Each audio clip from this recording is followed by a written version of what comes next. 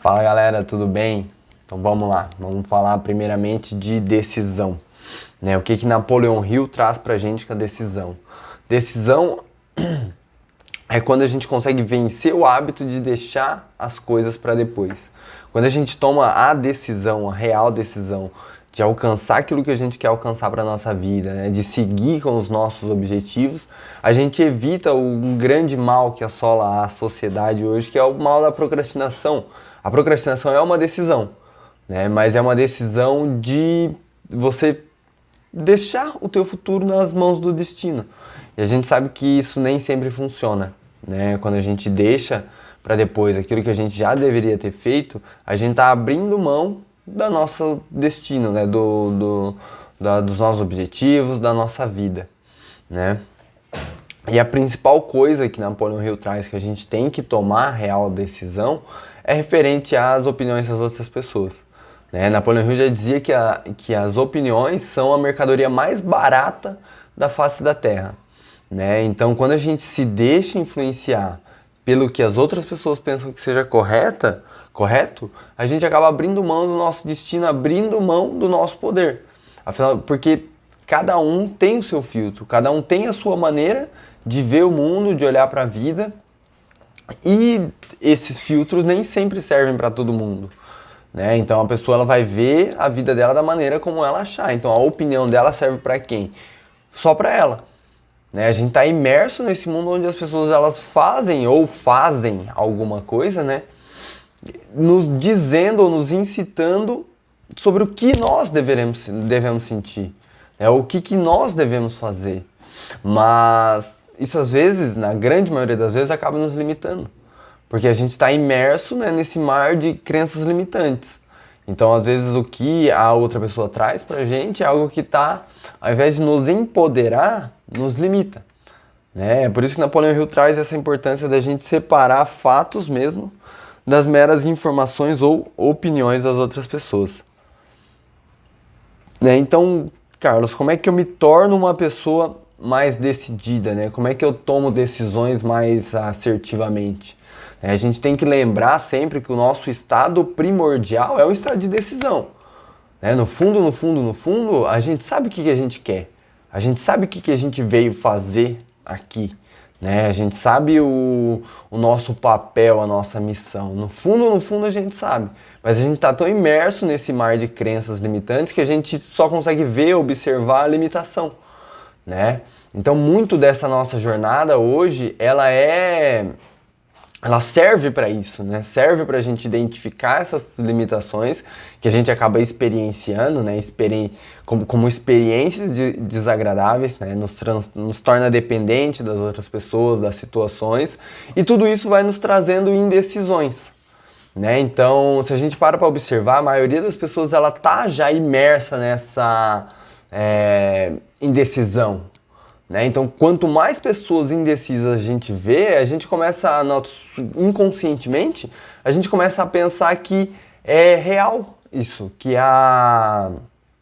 essa indecisão é normal, que todo mundo é indeciso mesmo, né? Então a gente começa a obter essa crença, e é uma crença que é limitante, que nos limita, né? Então uma das chaves para a gente desenvolver esse hábito de tomar decisão é observar onde que a gente está inerte e começar a se libertar conscientemente disso, através do quê? Da reflexão.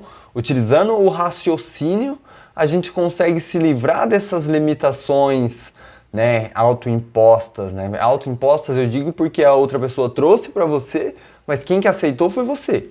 Foi uma escolha sua, uma decisão sua, julgar aquilo que a pessoa te trouxe como verdade, né? Independente de quem seja, certo? Então somos nós próprios que formamos, mas claro, vem de outras pessoas, né? Uma outra forma, né, uma forma eficiente da gente começar a lidar com isso é prestar atenção na nossa vozinha interna, né? Aquele self-talk, aquela vozinha que fica rodando na nossa cabeça, né, como uma programação. Isso é se observar aquilo que está sendo pensado, né, nos ajuda a liberar essas crenças, né? Nos ajuda a sair dessa nuvem de indecisão que nós estamos devido às nossas crenças limitantes, né? Então, quando a gente observa tudo aquilo que está entrando, todas as informações que estão ao nosso redor, que a gente está consumindo, a gente principalmente, né, a gente consegue identificar, opa, peraí, esse tipo de pensamento me desempodera, ou não, peraí, esse tipo de pensamento eu gosto, me deixa mais forte, me faz sentir mais confiante, tudo mais. Então a gente começa a questionar realmente a nossa vozinha interna, se o que ela nos diz é real ou não, ou se são crenças que a gente está pegando de outras pessoas e julgando como verdade, né? Uma outra forma, uma outra maneira é entrar no chamado estado de flow, né? Conscientemente tentar entrar nele, né? O estado de flow é quando a nossa mente consciente, a nossa mente subconsciente, eles estão em harmonia, que a gente começa a sentir essa conexão com a fonte, e aí a gente entra no flow, no fluxo, né, do universo, né? Esse universo que está sempre se expandindo, expandindo, retraindo. Então a gente entra nesse fluxo divino que carrega, né, as informações que nós viemos viver, passar aqui na vida com o mínimo de resistência possível, né? E se a gente para pensar, hoje a maior moeda que tem é a velocidade. Hoje o mundo está extremamente rápido, né? É a velocidade. Então, para a gente conseguir viver nesse mundo veloz, a gente tem que tomar decisões velozes, decisões rápidas, né? E como é que a gente consegue E essas decisões rápidas, elas vêm através do contato com a nossa intuição, né? Que é o que Napoleon Hill chama de sexto sentido. E por, né, consequência, a nossa intuição ela vem quando a gente está em harmonia com a inteligência infinita, quando a gente está em harmonia com Deus. Então, quando a gente está nesse estado de obedecer às leis, não se opor a elas ou quebrar elas, a gente entra nesse chamado estado de flow, onde a gente está no fluxo do universo e o universo está constantemente mandando essas informações, né, pra gente, né? Então a gente pega essa informação e já toma a decisão rapidamente e vai pro próximo passo, pro próximo passo, pro próximo passo, né? Então quando a gente está disposto a ouvir, se coloca nesse estado de flow, nesse estado de estar aberto ao que o Deus ou o universo tem a nos dar, a gente entra nesse flow, né? Que é o nosso estado verdadeiro, que é o estado de firmeza e é o estado de decisão, né? E a gente tem que lembrar também que a incerteza ela não é totalmente ruim, né? Nada é ruim a não ser a classificação ou o julgamento que a gente coloca em cima daquilo, né? Porque esse cenário de incerteza nos ajuda a expandir as nossas capacidades, né? Então, através da incerteza eu consigo me tornar uma pessoa mais decidida, né? Através da racionalização, né, dessas nossas conversas internas, a gente consegue se fortalecer para manifestar o que a gente quer externamente, né? E consequentemente a gente vai se tornando pessoas mais decididas, né?